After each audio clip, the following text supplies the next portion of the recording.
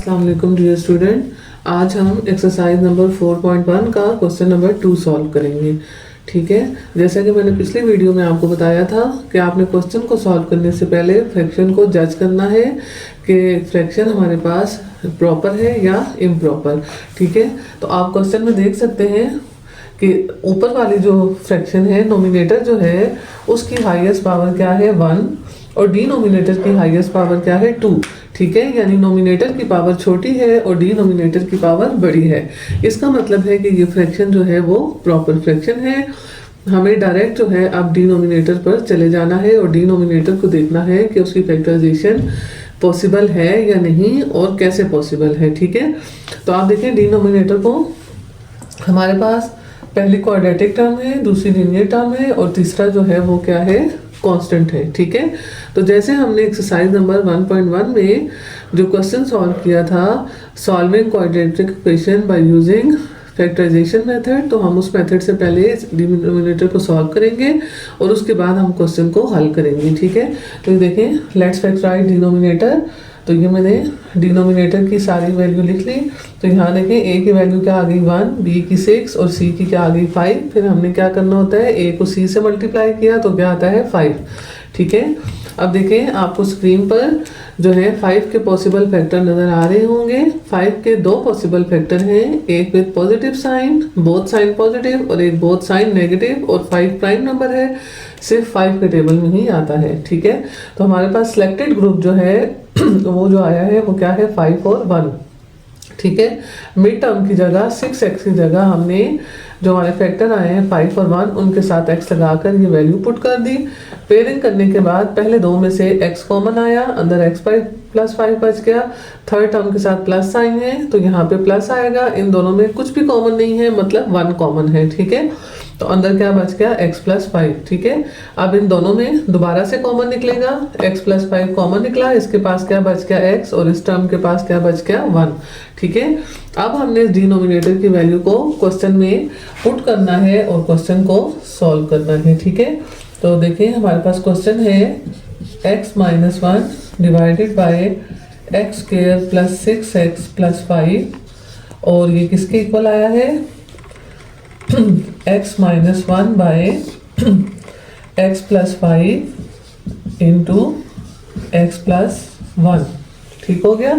अच्छा, अब देखें जो हमारे फैक्टर्स बने हैं ये दोनों फैक्टर्स क्या हैं, लीनियर फैक्टर हैं, क्योंकि यहाँ पर भी x की पावर 1 है और यहाँ भी x की पावर क्या है 1 है। ठीक है, और कोई फैक्टर भी रिपीट नहीं हो रहा, तो ये हमारा पार्शियल फ्रैक्शन का केस नंबर 1 बनता है कि नॉन रिपीटेड लीनियर फैक्टर। ठीक है, जब दोनों फैक्टर नॉन रिपीटेड लीनियर होंगे तो हम जो है कौन से वेरिएबल यूज करेंगे, ए बी। अगर थर्ड फैक्टर होता तो हम साथ आगे सी लगा लेते। ठीक है, तो हम क्या लिखेंगे, ए बाय पहला फैक्टर प्लस बी बाय दूसरा फैक्टर। अगर कोई थर्ड फैक्टर होता तो वो भी बीच में आ जाता। ठीक है, तो ये क्या आएगा, a by x plus 5 plus B by x plus 1।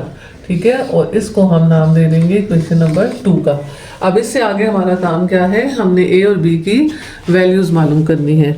ठीक है, तो अब देखिए ए और बी की वैल्यू मालूम करने के लिए हम क्या करेंगे, multiplying both side with denominator. ठीक है, अब इस फैक्टर को हम इधर ही छोड़ देते हैं, यहाँ से इसको लेके सॉल्व करते हैं। ठीक है, multiplying both side with denominator.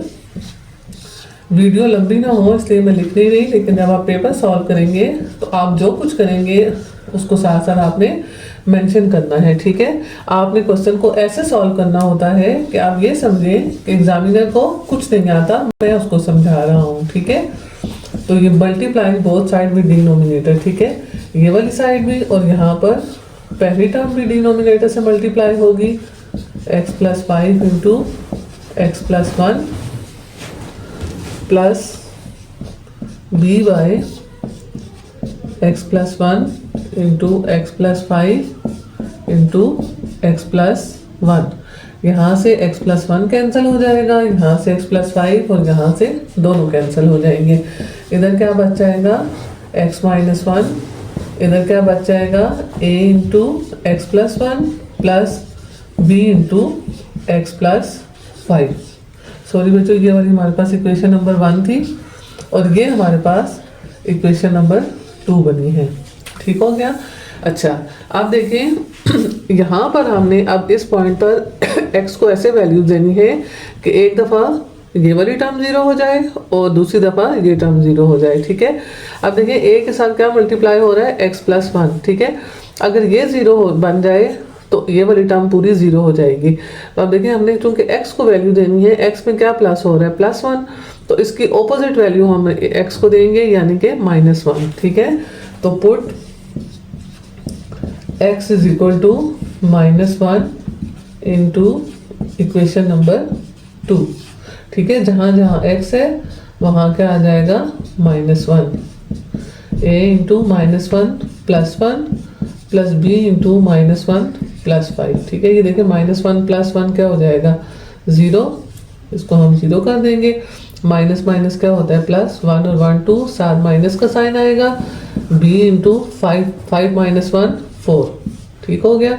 अब देखिए b को उसी साइड पे रखा, 4 को दूसरी तरफ लाकर डिवाइड करेंगे। 2 1 = 2, 2 2 = 4। तो b की वैल्यू आपके पास क्या आ गई, -1/2। ठीक हो गया। अब दोबारा से वापस इक्वेशन नंबर 1 2 पे जाते हैं।